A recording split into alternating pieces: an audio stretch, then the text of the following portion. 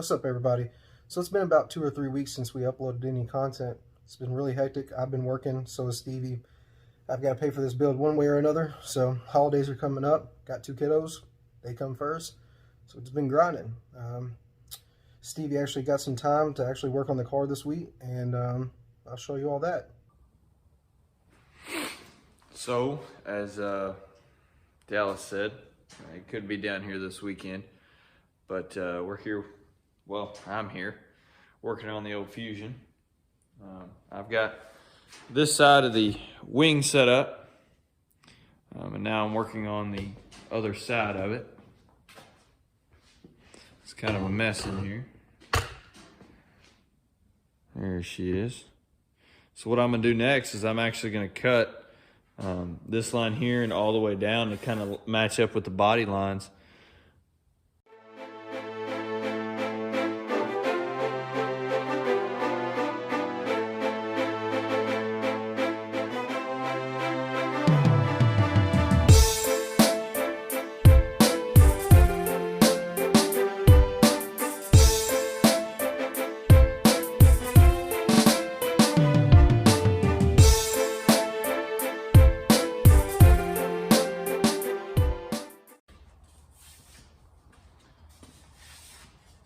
So here's the completed winglet. When I was making this, now I'm not no professional or anything, and I've never made a wing before, but I tried to match the curvature of the body as best as I can. I've got a 3-in-1 Harbor Freight bender, but when I first put the side winglet on there, I opted with riv nuts to put in there. Now, we could change that, put rivets, but regardless, this wing needs support underneath. And what we're going to use is splitter rods, I think is what they're called. Usually on track cars, they have the vertical adjustment rods for the front splitter of a car. We're basically going to take that idea, and I believe that they make a kit for wings like this to put underneath here, connecting to the car to adjust it up and down. Because the way that I made the wing and the angle of the car, this is actually way lower than what it needs to be, and it'll set up somewhat like that. So it needs that extra support underneath it to just pick it up and actually create downforce for the car going down the track. So as I put these last couple screws in here, I'll take you around and check it out. Now, like I said, I've never made a wing before, and I've been to the racetrack quite a bit, so I know what a wing's supposed to look like. But as far as the aeromatic efficiency of this wing, now I have no clue if this wing is actually really going to work. But you know, Dallas came to me and said, "Hey, you want to make a wing?" And you know, I'm down for it. I'm down just about to try anything. No, not almost anything. But, so I got that in there. That's nice and sturdy. So here's the wing, or the side wing. And that's how it sits on the car. Now, it does need a little bit more love to get it right where it needs to be.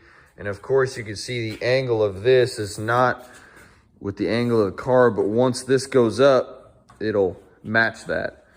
But here's the winglet on the side of the car. And like I said, we're gonna put supports from underneath here and go to the car. And then here's the other side. The first side turned out a little bit better than the second. Of course, your first one's gonna be, you're gonna spend a lot more time on it. But yeah, the wing is pretty much wrapped up. We just need to get some supports underneath there.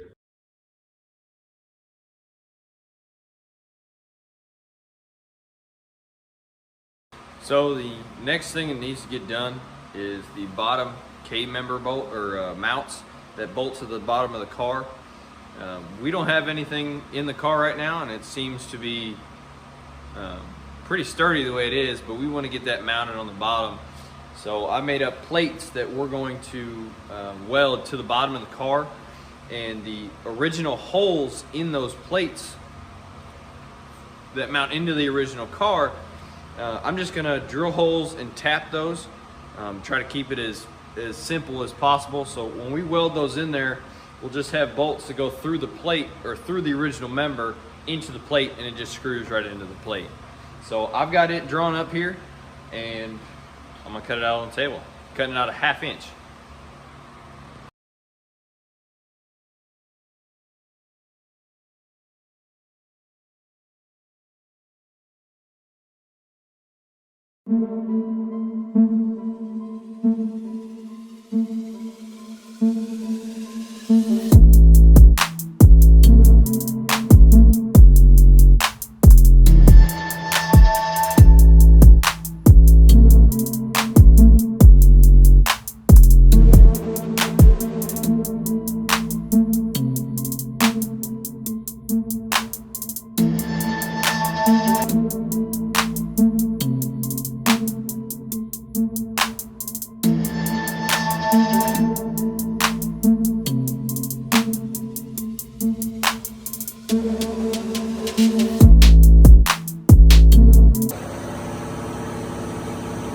There's the plate there.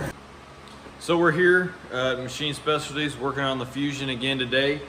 I've decided to change up the motor mounts just a little bit.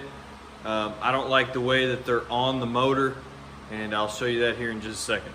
So the way that these motor mounts was on the motor is these 4 embossments right here are what the actual clamshell mounts to. But if I was to make a bracket that mount to these 4 holes, you can see how far the K-member is further back. So I opted out for these 2 holes and then the other 2 holes behind it. However, the ribs here add strength to the block for the motor mount, and the rear 2 do not have that. So what I did is I made a plate that's going to mount to all 6 of them, and hopefully that will solve the problem. Another reason we couldn't go just to the front 2 is if we did, the motor would be so far inside of the car that we'd probably have to make modifications to the dash and so forth. So I went ahead and cut, here's the motor mount. I just tacked it up, but the motor mount just goes up onto the car just like so, and here is the new bracket. So all it is it's the exact same thing, but it's just longer, and I'm going to weld new tabs to it in the same spot.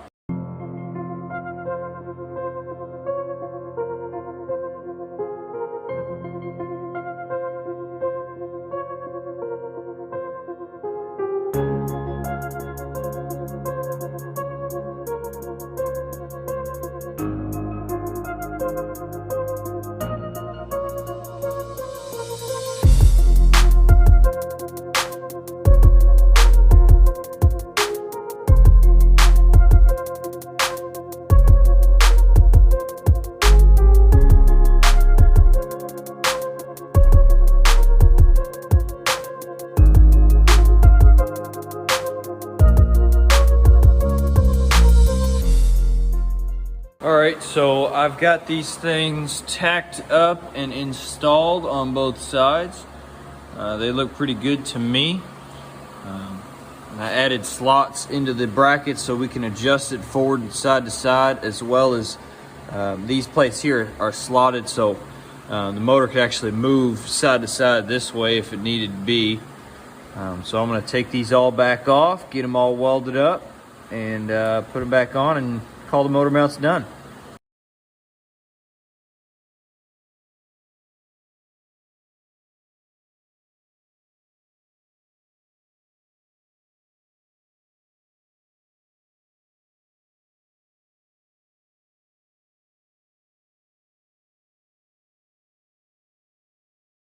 So the motor mounts are all welded up. They're in. Now we just need to figure some other stuff out. We're making a transmission mount for the inside. I've got all this tubing here for the transmission tunnel. Now this transmission is not going to be used in the car. This is just a 350 turbo I had, an empty one I had laying at the house. But the transmission tunnel out of that 3/4 tubing will basically run from the firewall all the way back to the rear seat support. All the wiring harness in here, but it goes to here. So all of this will basically be cut out, and there you go.